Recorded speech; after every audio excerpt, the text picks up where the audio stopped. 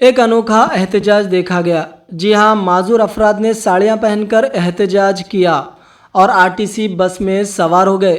वरंगल जिले के वर्धनापेट में माजूर मर्द हजरात ने साड़ियां बांधकर एहतजाज किया और मुतालबा किया कि उन्हें मुफ्त सफ़र की सहूलत दी जाए और 3 नशिस्तें अलॉट की जाए।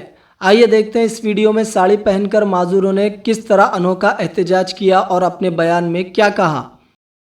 ఏదైతే తెలంగాణ రాష్ట్ర ప్రభుత్వం 6 గ్యారెంటీల్లో భాగంగా మరి ఆనాడు అమలు చేసినటువంటి ఆర్టీసీలో మహిళలకు ఉచిత ప్రయాణం ఏదైతే ఉందో ఆ ఉచిత ప్రయాణం కారణంగా ఈ తెలంగాణ రాష్ట్రంలో ఉన్నటువంటి 30 లక్షల మంది వికలాంగులు ఆర్టీసీ బస్ ఎక్కాలంటేనే భయపడేటటువంటి పరిస్థితి ఈ రోజు దాపరించింది.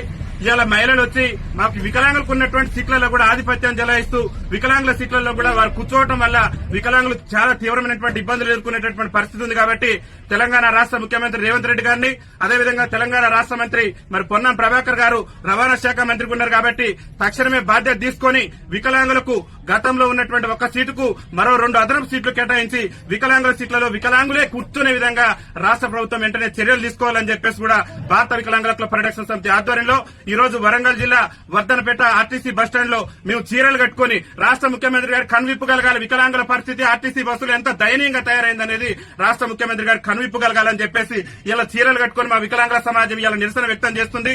ఈ నిరసనతోనైనా రాష్ట్ర మంత్రి గారికి రాష్ట్ర ముఖ్యమంత్రి గారికి కనువిప్పు కలిగి ఆర్టీసీలో అదనంగా వికలాంగులకు మరో 2 సీట్లు కేటాయించి ఆర్టీసీలో వికలాంగుల సీట్లలో సకలాంగులు కూర్చుంటే ఆ సకలాంగుల మీద క్రిమినల్ కేసులు నమోదు చేసి వికలాంగుల సీట్లను వికలాంగులకే కేటాయించే విధంగా రాష్ట్ర ప్రభుత్వం చర్యలు తీసుకోవాలని చెప్పేసి భారత వికలాంగుల హక్కుల పరిరక్షణ సమితి ఆధ్వర్యంలో మేము ఈ నిరసన కార్యక్రమాన్ని చేపట్టడం జరిగింది.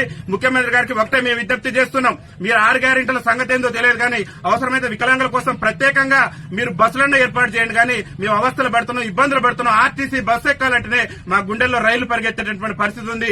ఎందుకంటే మా మహిళా అక్కలు మా మహిళా చెల్లెలు తోసుకుంటూ పోతున్నటువంటి క్రమంలో వైకల్యం ఉన్నటువంటి మేము అంగవైకల్యంతో బాధపడుతూ ఒక పక్క దుర్భర జీవితాలు గడుపుతూ ఆర్టీసీ బస్ ఎక్కాలంటే మరి చాలా తీవ్రమైనటువంటి ఇబ్బందులు ఎదుర్కొంటాం. కాబట్టి రాష్ట్ర ముఖ్యమంత్రి గారు వెంటనే స్పందించి ఆర్టీసీలో మరి వికలాంగులకు అదనపు సీట్లు కేటాయించడంతో పాటు వికలాంగుల సీట్లలో వికలాంగులు కూర్చునే విధంగా మరి జీవోను జారీ చేయాలని చెప్పేసి కూడా రాష్ట్ర ముఖ్యమంత్రి రేవంత్ రెడ్డి గారిని విజ్ఞప్తి చేస్తూ దాంతో పాటు కాంగ్రెస్ పార్టీ ఎన్నికల మేనిఫెస్టోలో కూడా చెప్పింది ఆర్టీసీలో ఒక మహిళలకే కాదు వికలాంగులకు కూడా ఉచిత రవాణా సౌకర్యం కల్పిస్తామని కాంగ్రెస్ పార్టీ అభయాస్త్రం మేనిఫెస్టోలో పేర్కొంది. కాబట్టి తక్షణమే ఆర్టీసీలో వికలాంగులకు 100% రాయితీతోనే ఉచిత రవాణా సౌకర్యం కూడా కల్పించాలని చెప్పేసి కూడా భారత వికలాంగుల హక్కుల పరిరక్షణ సమితి తెలంగాణ రాష్ట్ర కమిటీ పక్షాన మేము విజ్ఞప్తి చేస్తూ ఈ రోజు ఈ నిరసన కార్యక్రమాన్ని చేపట్టడం జరిగిందని చెప్పేసి తెలియజేస్తూ వికలాంగుల ఐక్యత.